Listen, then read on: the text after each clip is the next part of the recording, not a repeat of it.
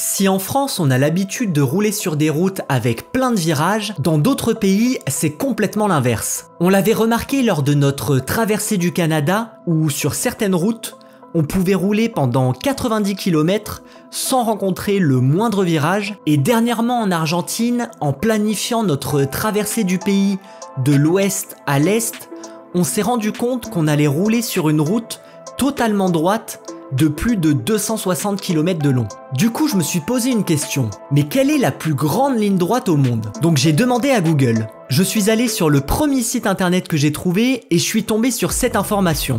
L'autoroute 85 en Arabie Saoudite est la plus grande route en ligne droite au monde avec 1116 km. Bon, du coup, je me suis dit qu'avec ma route de 260 km en Argentine, finalement, j'étais un petit joueur. Mais en creusant un peu, j'ai réussi à retrouver cette route sur Google Maps, et là, je me suis dit qu'il y avait une arnaque. Parce qu'en regardant la carte, on voit bien que la route n'est pas 100% droite. Et en zoomant un peu, on voit bien qu'il y a même des légères courbes à certains endroits.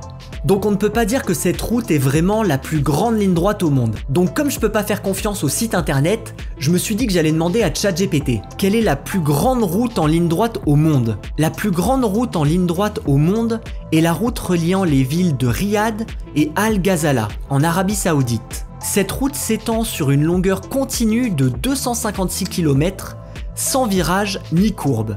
Elle traverse principalement des paysages désertiques, ce qui permet de maintenir cette ligne droite sur une distance aussi longue. Donc je suis allé faire ma petite enquête sur Google Maps et effectivement, du point de vue d'un satellite, on a vraiment l'impression qu'il n'y a aucun virage sur cette route de 256 km de long.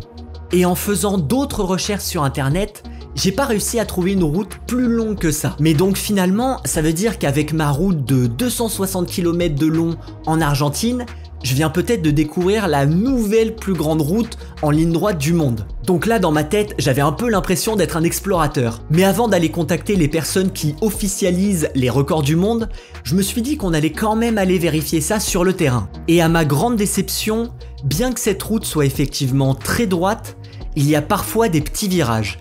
Et surtout quand on passe près des villes, la route dérive un peu pour ne pas passer dans la ville. Et donc on peut pas dire que cette route est vraiment 100% droite. Donc non, à ma grande déception, je n'ai pas découvert la nouvelle plus grande route en ligne droite du monde. On va dire que l'Arabie Saoudite détient toujours ce record avec sa route de 256 km de long. Mais vous devez quand même vous demander qu'est-ce que ça fait de rouler sur une route presque totalement droite de plus de 260 km de long. Bon, c'est vraiment pas la route la plus passionnante, hein. C'est tout droit, tout droit, tout droit. Des fois il y a un tout petit virage. Et sinon c'est tout droit, et surtout en fait tout ce qu'il y a autour de nous, en fait on le voit pas. Enfin c'est des champs et en fait on voit même pas ce qu'il y a sur le côté gauche ou le côté droit de la route. Bon, globalement c'est chiant et il n'y a pas grand chose à voir. Donc pendant que je conduis, Ambrine dort, ensuite on inverse, c'est moi qui dors et Ambrine qui regarde la route. On a quand même essayé de faire des petites pauses pour observer le paysage, mais globalement c'est assez ennuyant.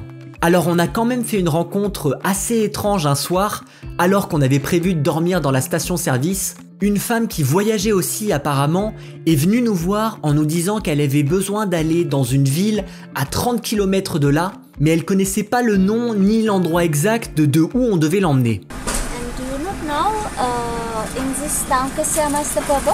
What is the We are in Taco Pozo. Taco Pozo. Taco Pozo. Pozo. Donc nous on lui a expliqué qu'on pourrait pas le faire parce qu'on avait de toute manière prévu de dormir dans cette station-service, mais le lendemain matin, alors qu'il y avait vraiment beaucoup de passages dans cette station-service et que les Argentins sont quand même très gentils et ont l'habitude de prendre des gens en autostop, quand on est sorti du van à 7h du matin, elle a couru sur nous pour nous demander encore de l'emmener dans cet endroit à 30 km d'ici sans nous dire vraiment où c'était. Et ça, je pense que c'est quelque chose de très important en voyage. Dans la majeure partie des cas, on va toujours essayer d'aider les autres voyageurs s'ils ont un problème sur la route. Mais quand vous n'êtes pas dans votre pays et que vous tombez sur quelqu'un avec qui vous le sentez pas vraiment, la conversation elle est un peu étrange, enfin il y a quelque chose de bizarre, ben faut pas hésiter à dire non et s'y tenir. Parce que quand on lui a dit qu'on pouvait pas la prendre avec nous à l'arrière du pick-up parce qu'il y avait pas la place, de suite elle a insisté en nous disant que pas de problème, elle pouvait monter dans la cellule, ça la dérangeait pas. Et j'ai dû vraiment insister pour lui faire comprendre que ben non, nous on pourrait pas l'aider aujourd'hui. If the police stop us, No, we... dobrý, you know want, no, tak okej. Bonito dia. Buena. Voilà. Hola, jefe. ¿Por la duda?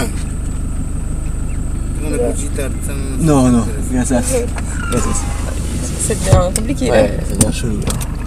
Donc la morale de cette histoire, c'est qu'en voyage, soyez très ouverts d'esprit et si vous le pouvez, aidez les autres voyageurs ou les locaux. Mais s'il y a un moment où vous le sentez pas du tout, ben écoutez votre instinct et vous forcez pas à faire quelque chose que vous voulez pas. Bon, et pour la fin de cette grande traversée de l'Argentine de l'ouest à l'est, tout s'est bien passé et après 3 jours de route, on est arrivé au parc d'Ibera, qui vous allez voir regorge d'animaux. Mais comme il a énormément plu ces derniers jours, on a dû prendre un guide avec un 4x4 pour y aller. Et pour savoir si votre guide est vraiment argentin, c'est assez simple. Généralement, s'il conduit avec une tasse de maté, vous pouvez être presque sûr qu'il est argentin. Donc on a commencé à se rapprocher du parc, mais avant de voir les animaux, on a vu quelque chose d'assez atypique.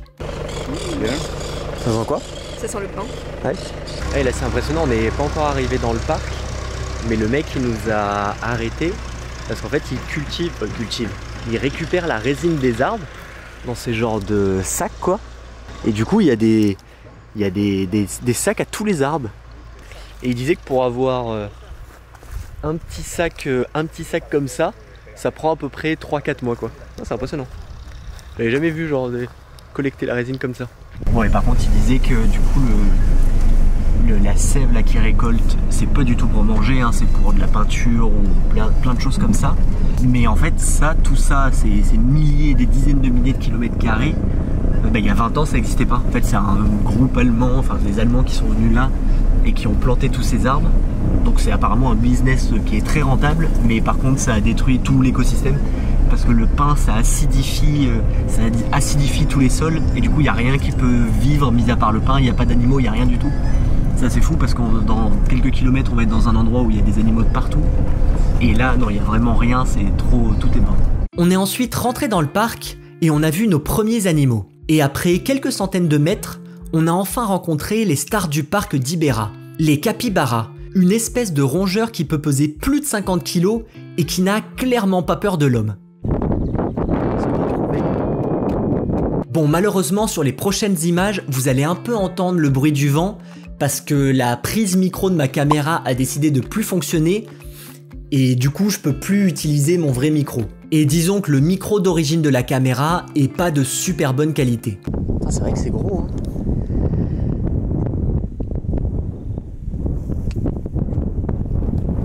Oula, regardez quoi, il marche en moyenne. Qui me regarde droit dans les yeux en moyenne. Il y a beaucoup de bruit que nous ne connaissons pas ici. Ah regarde, il est là-bas. Oh là là, punaise, ouais. Il va se défendre, il va défendre son territoire.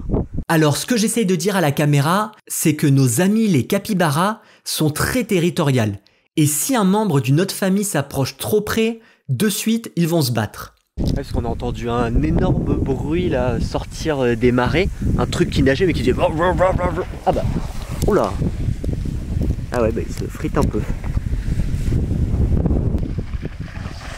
Oh là là, oh là là. Ça avait l'air tellement gentil. On a ensuite continué la route et on a eu la chance de voir d'autres animaux le long du chemin. Bon et là on est un peu déçus parce que en fait s'il avait pas autant plu on aurait pu y aller avec notre van et on aurait pu dormir dans ce camping en plein milieu du parc et genre l'endroit est magnifique mais non on pouvait pas y aller avec le van. Et pour terminer notre balade dans le parc d'Ibera, on est monté dans un bateau pour partir à la recherche des caïmans. Un petit tour de barque. Alors oui, là encore j'avais plein de choses passionnantes à vous raconter, mais mon micro en a décidé autrement. Mais ne vous inquiétez pas, je vais vous faire un doublage digne d'un reportage télé. Attention, mode reportage. Waouh, cet endroit est vraiment incroyable!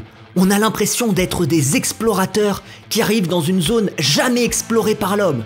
Waouh, regarde Ambrine, là-bas! Cet animal a développé la capacité de marcher sur l'eau. C'est vraiment incroyable!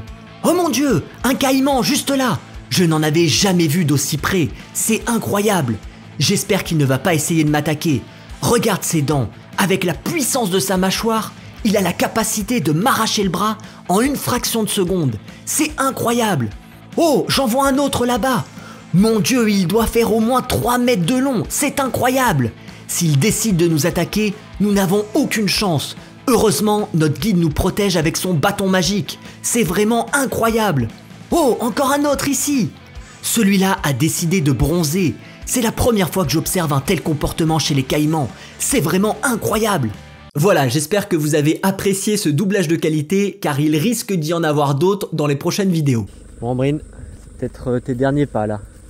On était sur le chemin retour, et là, regardez ce qu'on vient de trouver au bord de la route. Attention, Ambrine, ça court vite, hein. Alors, le guide n'a vraiment pas l'air d'être...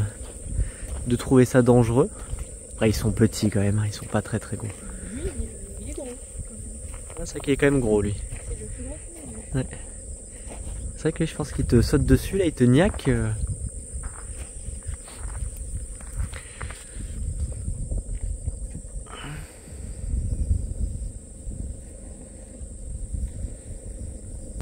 Comment on fait? Oula. Je peux. Mais je pensais qu'il revenait comme ça en fait. J'ai bien vu, en tout cas j'ai bien vu qu'elle serait partie en courant, elle m'aurait abandonné sans aucun problème. Hein. Comme tu l'aurais fait. C'est vrai. Et on va arrêter la vidéo ici. Merci d'avoir regardé et à la semaine prochaine.